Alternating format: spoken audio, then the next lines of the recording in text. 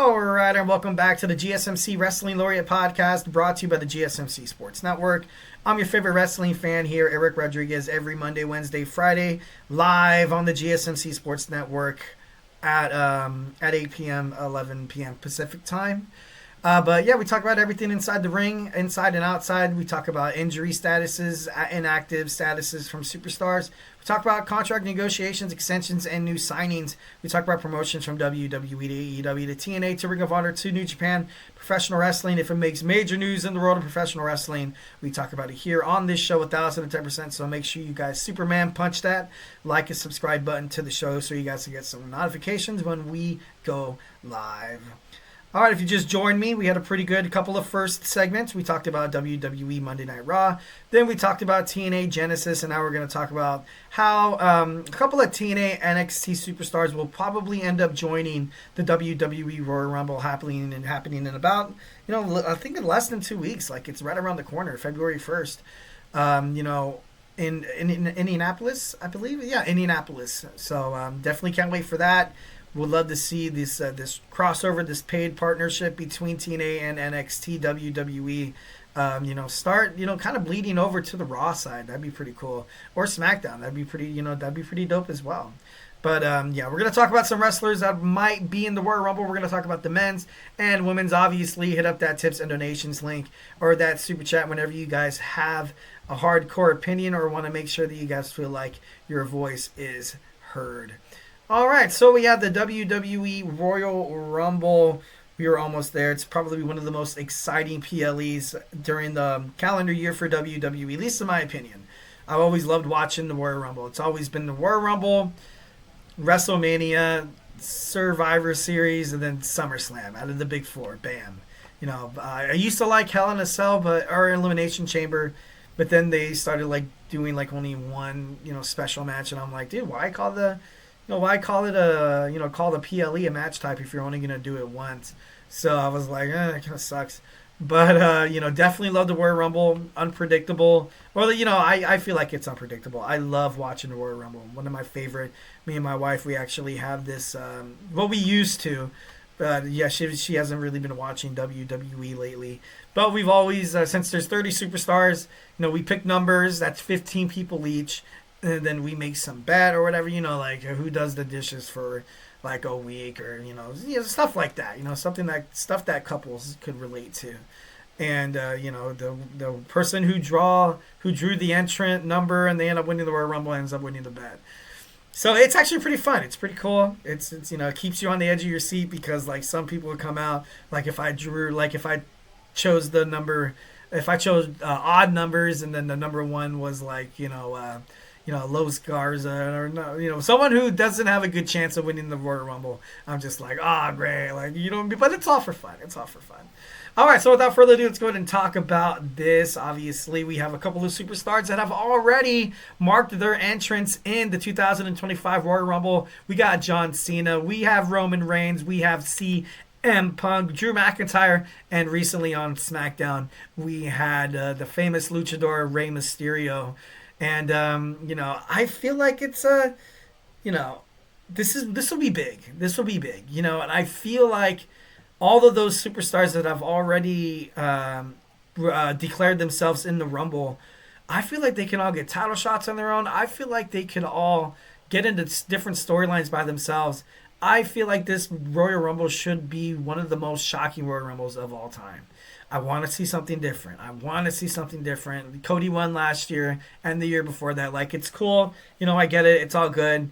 But I just want to see something different. A complete and utter wild card. I don't think The Rock's going to be in the Royal Rumble, but he would be a pretty good, he'd be a pretty good pick. Wouldn't surprise me. CM Punk has never won a Royal Rumble, and he's always, dreamed about headlining WrestleMania. That's one of the main reasons why he ultimately quit WWE, was because he was supposed to be in the main event spot, but then ended up fighting Triple H. But NXT and TNA, I feel like this paid partnership is going to pay off, and they bring a lot of interesting, interesting talent to the table. Roxanne Perez definitely could find herself in the WWE Women's Royal Rumble, and it wouldn't be a shock. Will she win it? I don't think so. I ultimately feel like she will start a feud with Bayley. I think I read a report that Bayley has been switched over to Monday Night Raw, which is kind of smart. It doesn't really seem like she's on the radar of Nia Jax. Well, she's always on the radar of Nia Jax because of their history. But right now, just like her being on SmackDown, I think she's already kind of fought everybody. She lost to Tiffany Stratton, so. And then you saw Roxanne Perez in the crowd watching that match as well. So I think Roxanne Perez could definitely be in the Royal Rumble. Jordynne Grace will enter the Women's Royal Rumble, no doubt. I feel like, she's done it before. And she doesn't have the TNA Knockouts World Championship, to be like, oh, she's not going to win because she's a Knockouts champion. I think if she does win, it would be pretty badass. It'd be pretty cool. It'd be pretty awesome. Coming in from TNA, and she already is super impressive. But then again, she's held the title of the TNA Knockout Championship for so dang long. It would surprise me if maybe after that loss against Tessa Blanchard on Genesis might be a nice little way to be like, okay, I'm gonna take a couple of months, take a break, take a couple months off. So I definitely think she's gonna be there. Charlie Dempsey will most definitely be in the men's Royal Rumble. I believe that 1,010%. He's a young rising star. I feel like the No Quarter Cash crew will. I think they're gonna wind up on SmackDown. It would make the most sense being on SmackDown. I feel like it'd be great. It would strengthen that tag team division. Already because you have the Motor City Machine Guns, the Street Profits, Pretty Deadly. I feel like Pretty Deadly might find themselves on Monday Night Raw, actually. And then Johnny Gargano and Tommaso Ciampa, the WWE Tag Team Champions DIY, they're still on the fray as well. So it wouldn't surprise me if you see Charlie Dempsey, Tavion Heights, Miles Bourne, make their way onto, Friday Night SmackDown.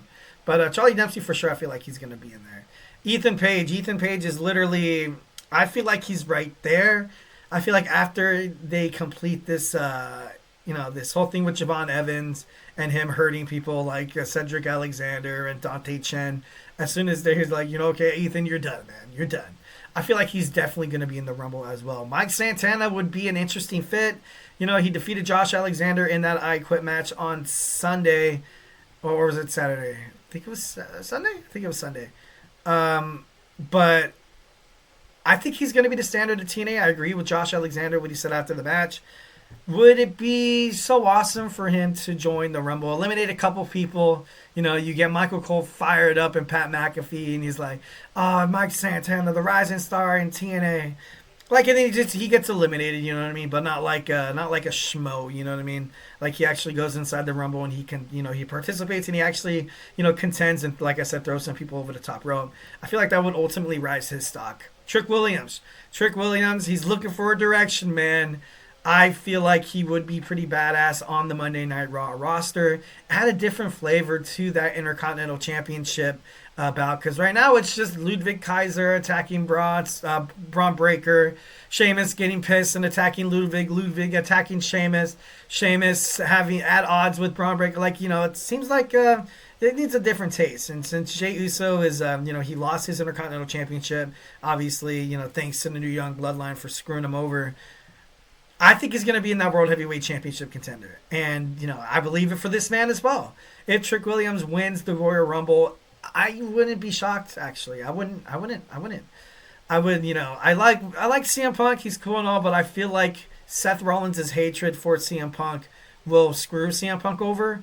I feel like Seth Rollins will get eliminated by CM Punk, and then, that classic, and then he gets in there and he either beats the hell out of CM Punk and CM Punk goes to the back, and then he comes back, he's not authorized by doctors to come back, yada, yada, yada.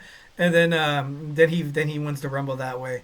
But Trick Williams would be pretty badass, and CM Punk has spent a lot of time on NXT. Obviously, he was a special guest referee for that match against Ethan Page. But it was, it wouldn't be surprising. Rosemary. I think Rosemary will be in the Women's Royal Rumble. I just do. I don't know why. She's already crossed the line before, so why not again? Frankie Kazarian, he's already been in one Battle Royal last year to determine that number one contender for then champion Trick Williams' title. But no, I think he can definitely be a part of the Royal Rumble as well. Josh Alexander, recently said he quit TNA. Maybe he quits TNA and he's going to wind up in WWE. It wouldn't surprise me. I don't know if he reached a different contract, yet with TNA. I know for a long time they were kind of negotiating back and forth. But, wouldn't surprise me to see him enter the Royal Rumble. Tony D'Angelo as well, the NXT North American champion, would add a little bit of spice to that, a spicy meatball. I'm just kidding. That was very stereotypical. I'm sorry. No, but it'd be pretty cool to see him in the Rumble. Jada Parker definitely will be in the Women's Royal Rumble match. I feel like she does deserve better.